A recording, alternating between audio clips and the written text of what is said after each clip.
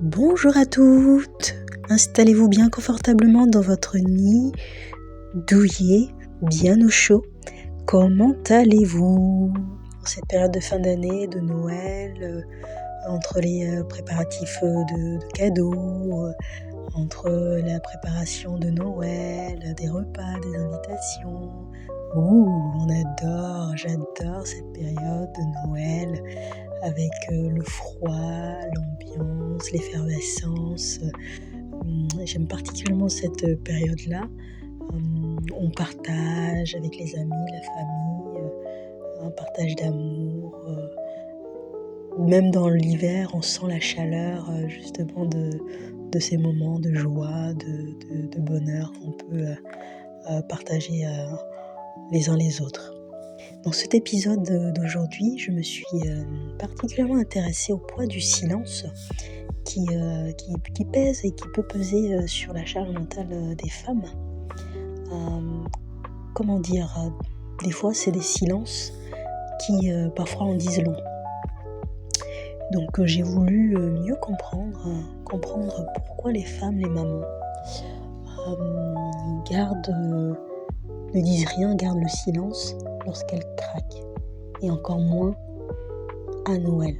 Donc comprendre pourquoi les femmes sont taiseuses, particulièrement à cette période de l'année, où justement on peut avoir ce contraste entre la joie, le bonheur ambiant, et vraiment ce que les femmes peuvent ressentir au fin fond, à l'intérieur d'elles.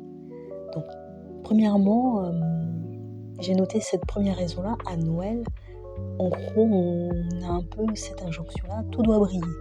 Donc la maison doit s'illuminer avec les décorations de Noël, les enfants qui ont les yeux qui pétillent avec les guirlandes, préparer les bons repas, se créer des souvenirs qui vont perdurer. Donc quand on va revoir les albums photos, les vidéos et tout ça, donc créer des souvenirs qui vont perdurer.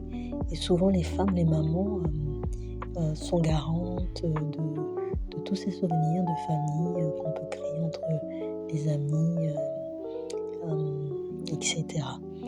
Donc c'est une période qui est censée être magique, chaleureuse et remplie d'amour, mais pourtant pour beaucoup de femmes, de mamans, Noël aussi c'est un moment où la fatigue s'accumule, parce que tout au long de l'année nous avons vaqué à nos occupations, nous avons tenu le rythme, la cadence, et à Noël, au moment des fêtes, cette charge mentale-là, elle explose, et justement, suite à cette forte charge mentale, parfois le silence peut s'installer. Parce qu'à Noël, plus que jamais, les mamans, les femmes ne disent rien quand elles craquent, quand elles sont fatiguées, quand elles sont épuisées, elles gardent pour elles. Elles se taisent bien enfuies au fin fond d'elles. Elles le gardent pour elles bien au chaud. Une deuxième raison aussi, c'est qu'à Noël, c'est la saison où il ne faut surtout pas parler de son mal-être, pour ne surtout pas gâcher l'ambiance, la vibe de Noël. Donc il y a cette idée diffuse, presque sacrée dans notre société. On n'a pas le droit d'aller mal à Noël, comme si c'était interdit. Parce que c'est le moment de Noël, c'est la magie, parce qu'il y a les enfants, faut pas plomber l'ambiance, parce qu'on veut préserver l'ambiance, comme je disais. On garde tout pour nous et puis on se dit que ça va passer. Là c'est la période de Noël et on tait notre ressenti, on le garde pour nous, on culpabilise de s'exprimer, donc de parler de ce mal-être qu'on peut ressentir. On économise un petit peu sa salive parce qu'on n'a pas envie de mettre ça sur la table. Ça peut créer des tensions, des conflits. Donc pour éviter tout ça, on se tait, on prend sur nous Voilà, parce que on se sent investi d'une mission, donc on devient gardienne justement de cette magie-là. Donc on veille à préserver cette magie-là coûte que coûte. Même quand on n'a plus d'énergie, on continue toujours donc à jouer notre rôle comme un bon petit soldat. Donc voilà, c'est une des raisons. Une troisième explication aussi, c'est que la charge mentale à Noël, pendant les fêtes, elle explose, elle amplifie. Décembre n'est pas qu'un mois de fête, c'est un véritable marathon invisible pour beaucoup de femmes, notamment, par exemple, il faut penser aux cadeaux, à l'intention cachée derrière qu'on y associe, organiser les repas, préparer les invitations, les mots de remerciement, donc gérer les émotions familiales, donc s'assurer qu'il n'y a pas de frustration, manager les uns et les autres pour veiller au bon fonctionnement, à l'équilibre émotionnel de la famille. Donc on maintient malgré tout ce quotidien-là, cette vie quotidienne. Donc pour beaucoup de femmes, elles taisent, elles absorbent les attentes des uns et des autres. Donc elles veillent au respect des traditions familiales et tout en s'oubliant souvent. Noël, c'est aussi cette charge mentale-là s'amplifie donc pendant les fêtes-là, parce que c'est aussi une période où on se rappelle les souvenirs d'enfance, les souvenirs profonds enfuis. On peut se rappeler nos traumatismes mal soignés, mal cicatrisés, enfuis au plus profond de nous.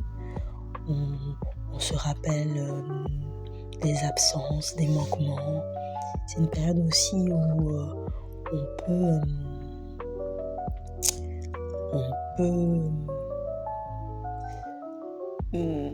réfléchir, penser à la famille idéale qu'on n'a pas, parce que évidemment personne n'est parfait et on n'est pas parfaite. On peut de manière insidieuse se comparer en silence avec des personnes autour de nous, autour de soi, et pourtant on continue à faire nos différentes tâches sans relâche. Donc voilà, tout ça peut expliquer aussi cette intensification de la charge mentale à cette période de l'année. La question que je me posais, c'est pourquoi ce silence persiste ? Pourquoi les femmes, les mamans ne disent rien quand elles craquent ? Eh ben, parce que dire que ça ne va pas à Noël, je pense que c'est presque indécent de le dire c'est comme s'il y avait un malaise personnel, comme si le fait de le dire, on allait éteindre la magie de Noël. Alors les femmes minimisent leur ressenti, leur fatigue, elles étouffent leurs larmes, on sourit sur les photos comme si tout allait bien pour justement ne pas inquiéter les proches. On peut parfois pleurer en cachette le soir quand tout le monde dort. Souvent, ce n'est pas qu'on ne va pas bien, c'est qu'on a appris aussi à se contenir, à intérioriser, donc et on n'a pas toujours les bons mots pour exprimer ce qu'on ressent. Il y a aussi, je dirais, le mythe de la maman parfaite, surtout version fête de fin d'année. À Noël, on a l'injonction aussi de la société qui est encore plus forte, où les femmes doivent être parfaites, créatives, organisées, joyeuses, reconnaissantes, épanouies, reconnaissantes pour tout ce qu'elles ont pu avoir accompli tout au long de l'année. Donc on doit être reconnaissante pour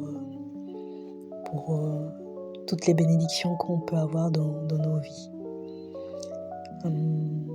Mais par contre,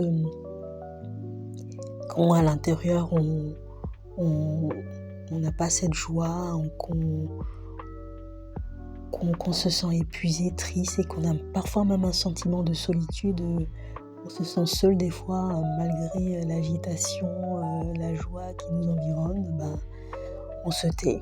Parce que des fois, le décalage entre nous, ce qu'on peut ressentir, et puis l'environnement autour de nous, ça peut faire mal. Donc on se tait, et ces silences-là, ce ne sont pas des caprices, c'est souvent des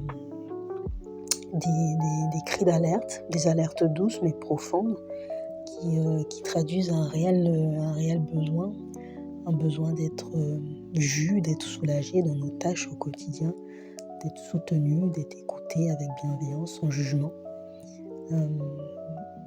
s'autoriser à ne pas aller bien, même pendant les fêtes. On a le droit aussi, en tant que femme et maman, de ne pas aller bien, de dire qu'on est fatigué, on est épuisé, on déborde, et voilà. Donc je pense qu'il est vital et indispensable de réinventer Noël, de se réinventer tous les jours. Et justement, cette année, c'est de se dire que Noël n'est pas parfait, et alors, et de viser plutôt un Noël authentique, simple, bienveillant, où tout ne repose pas que sur nous, où on délègue, on partage aussi les tâches.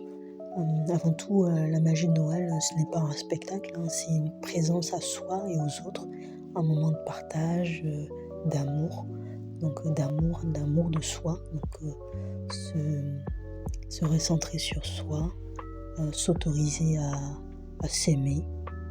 Le nid douillet du foyer,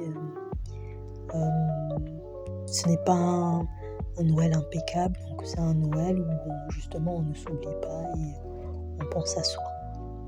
Donc pour finir, je dirais, si tu es une femme, une maman, que tu te reconnais dans ce que j'ai pu évoquer, ton silence, je tenais à te le dire, n'est pas une faiblesse. C'est une histoire de survie, d'amour, d'habitude aussi. Mais tu as le droit, même à Noël, surtout à Noël, de déposer ta charge, tes fardeaux, donc sous le sapin, et on ne t'en voudra pas pour ça. Ta famille, tes amis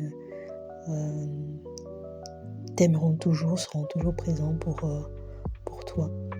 Et si jamais tu es seul, tu n'es pas entouré à cette période-là de l'année, mais sache que tu n'es pas seul.